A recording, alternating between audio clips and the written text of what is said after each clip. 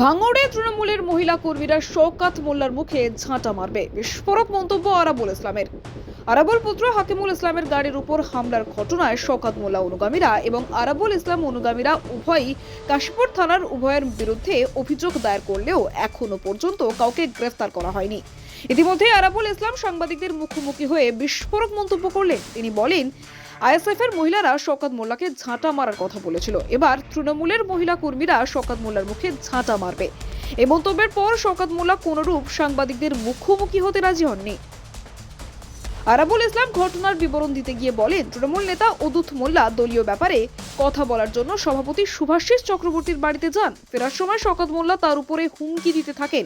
কার অনুমতি নিয়ে এসে শুভাশিস চক্রবর্তীর বাড়িতে গেছেন, তার উপর নানা রকম হুমকি এবং গালিগালাজ করতে থাকেন, এমনকি প্রাণে মারার হুমকি দেন।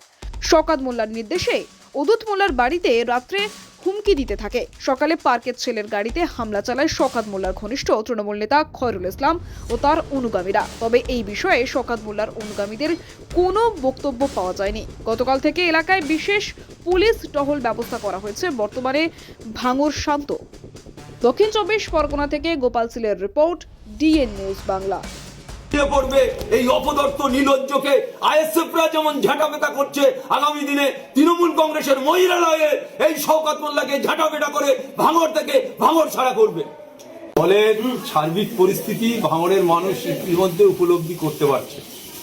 যারা শওকত মোল্লার সাথে দল করত তাদের উপরই হামলা করছে শওকত মোল্লার লোকেরা।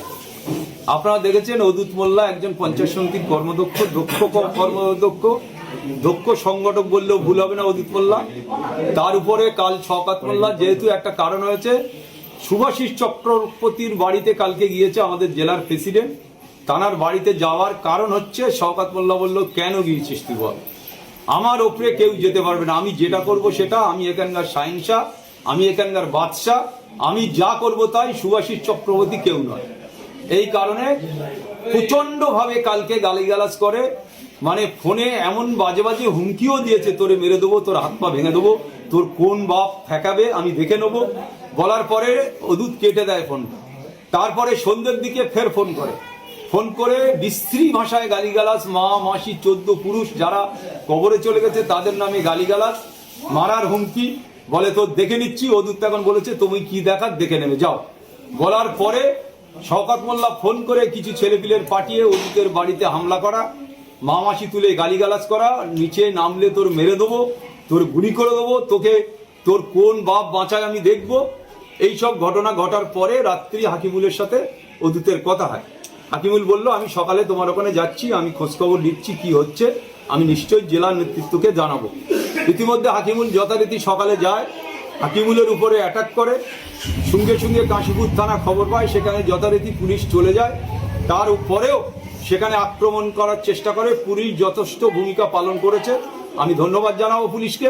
কিন্তু একটা কথা হচ্ছে যে এরা কারা, যারা আমার হাত ধরে, যারা আগে সিপিএম করতো, এখানে কাজ করতো, ওখানে ঝাড় দিত, ওখানে জোন খাটতো, তাদের আমি ধরে এনে তাদের দলে এনেছিলাম। ওই আলিনুরকে হাকিমুলির জামা প্যান্ট পরে মানুষ হয়েছে, হাকিমুলির কাছ থেকে টাকা নিয়ে, এখন খাওয়া হতো না, হাকিমুলির কাছ থেকে টাকা নিয়ে দুবেলা দুটো রুজির ব্যবস্থা করতো।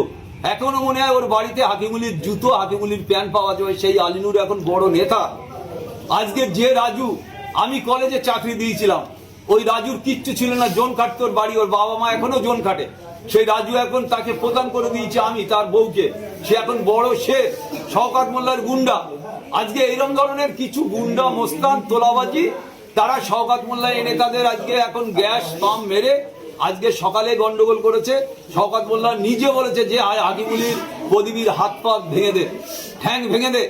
তারপরে ওখান থেকে মিটে যাওয়ার পরে হাকিমুল যথারীতি তিনি ফিরে আসছিলেন। ফিরে আসার সময় আমার পাম্পের ওখানে ও আসে, ওখানে খয়রুল কিছু মোস্তান টোস্তান, লাঠি সোটা, আগ্নেয়াস্ত্র হাতে ছিল খয়রুলের, সেই সহ ওখানে এসে আক্রমণ করে, প্রদীপকে প্রচন্ড ভাবে মারে, লোহা দিয়ে মারে, কোমরে চোট হয়েছে। আমরা এখন হসপিটালে নার্সিংহোমে ভর্তি করার জন্য